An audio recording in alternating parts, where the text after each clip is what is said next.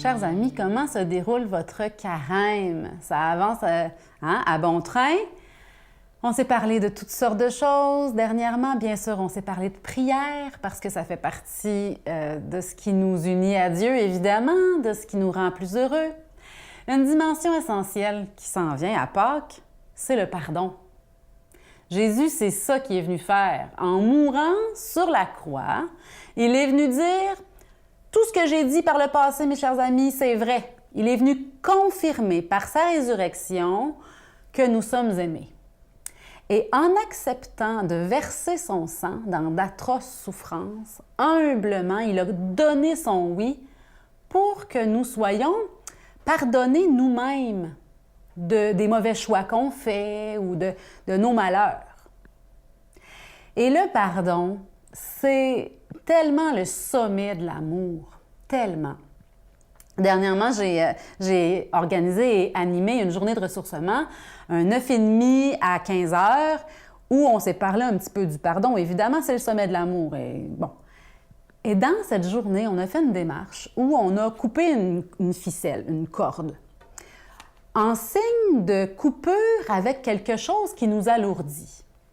Parce que le pardon, c'est pas nécessairement se réconcilier avec quelqu'un.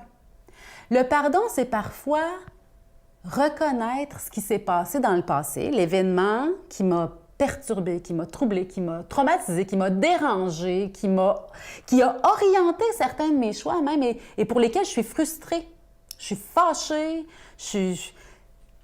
je regrette que ça se soit passé, j'aurais aimé mieux que ça se passe pas. Et en coupant avec cette rage, cette rancune, en coupant concrètement.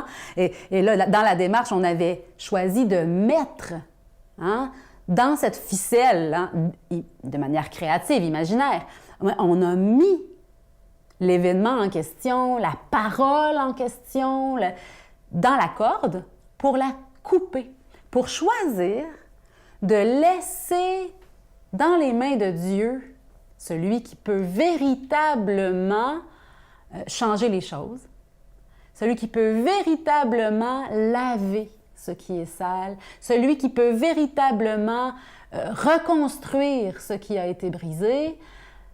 On coupe avec ce... Parce que quand on ne pardonne pas, on retient notre malheur. On le retient comme avec cette corde. Coupons cette corde. Acceptons de trancher avec ce qui nous éloigne de l'amour, nous éloigne du bien-être, de la joie, de la sérénité.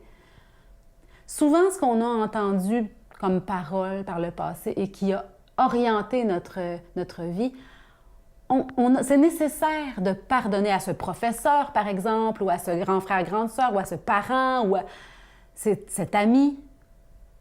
Pardonner, c'est couper et c'est se faire un cadeau à soi-même.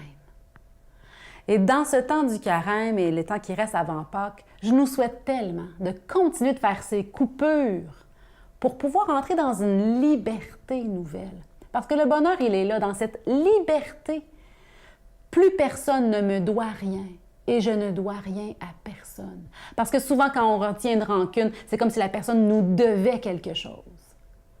Et à ce moment-là, on est frustré parce que la personne ne nous le donne pas. Coupons avec ces attentes qu'on a envers les autres et entrons dans cette belle grande liberté d'aimer.